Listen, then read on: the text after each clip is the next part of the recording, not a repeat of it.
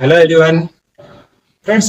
Spoken English में grammar का अपना एक अलग इंपॉर्टेंस होता है और ग्रामर से मेनली पार्ट्स ऑफ स्पीच आता है। पार्ट्स ऑफ स्पीच में noun, pronoun, verb, adverb, adjective, preposition, conjunction, interjection ये सब आते हैं।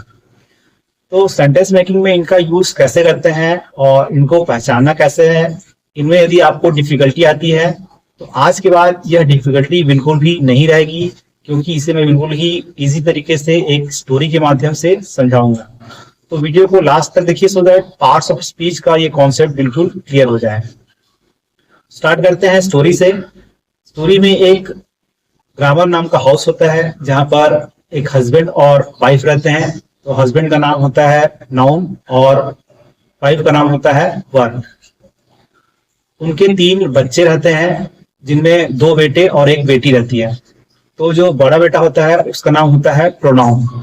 अब जब घर में उनके पापा यानी नाउन जब घर में नहीं रहते हैं तब उनका बड़ा बेटा यानी प्रोनाउन जो है वो उनकी जगह लेता है। तो जो नाउन को रिप्लेस करे या नाउन की जगह पर आया है उसको हम बोलते हैं प्रोनाउन। फिर उनका जो छोटा बेटा होता है उसका नाम होता है एडजेक्टिव। और एडजेक्टिव जो है अक्सर अपने बड़े भाई या फिर पापा के बारे में बात करता है। तो जो नाउन या फिर प्रोनाउन के बारे में बताए उनको क्वालिफाई करे उसको हम बोलते हैं एडजेक्टिव। फिर जो उनकी बेटी होती है उसका नाम होता है एडवर्ब। और एडवर्ब जो है अक्सर अपनी मम्मी यानी वर्ब के बारे में बातें करती है। तो जो वर्ब को क्वालिफाई करे उसको हम बोलते हैं एडवर्ब। इसके अलावा उस घर में एक नौकर होता है जो लोगों को हंसाने या फिर रुलाने का काम करता है, लोगों को अम्यूज करता है। तो हंसाना और रुलाना ये जो है एक्सप्रेशन हुए, और जो एक्सप्रेशन को जो शो करे उसको हम बोलते हैं इंटरजेक्शन।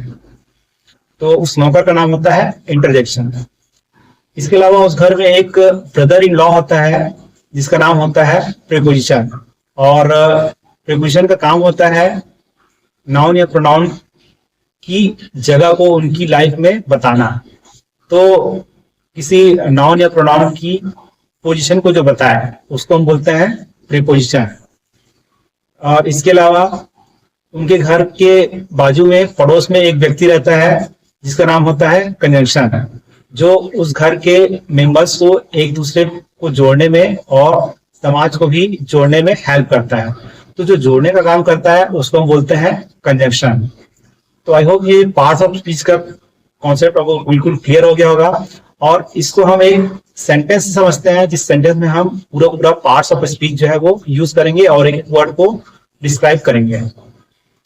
तो एक सेंटेंस बोल रहा हूं, उसको ध्यान से सुनेंगे। सेंटेंस है Areeba seldom makes delicious cakes and cookies for me यम।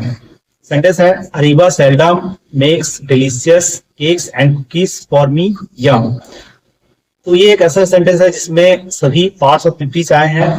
ठीक है, तो एक एक वर्ड को समझते हैं। तो जैसे सबसे पहला जो वर्ड है वो है अरीबा। अरीबा जो है यहाँ पर एक लड़की का नाम है, मीन्स ये क्या हुआ, नाउन हुआ। फिर वर्ड आया है सेल्डम। तो सेल्डम जो है वो वर्ड को क्वालिफाई कर रहा है कि कुकीज कब बनाती है, सेल्डम। तो यहाँ पर सेल्डम जो वर्ड है वो है एडवर्ब। फिर वर्ड आया है मेक्स। मेक्स मीन्स बनाना, बनाने का काम हो रहा है, तो ये क्या हो गया, वर्ब हो गया। फिर वर्ड आया है डिलीशियस। तो डिलीशियस जो वर्ड है वो किसको क्वालिफाई कर रहा है, केक को, कि डिलीशियस केक बनाती है। तो जो डिलीशियस वर्ड है वो हो गया एडजेक्टिव। और फिर वर्ड आया है केक्स। तो केक्स जो है वो है नाउन है, केक जो है इसी का नाम है तो वो नाउन हो गया। और फिर वर्ड आया है एंड।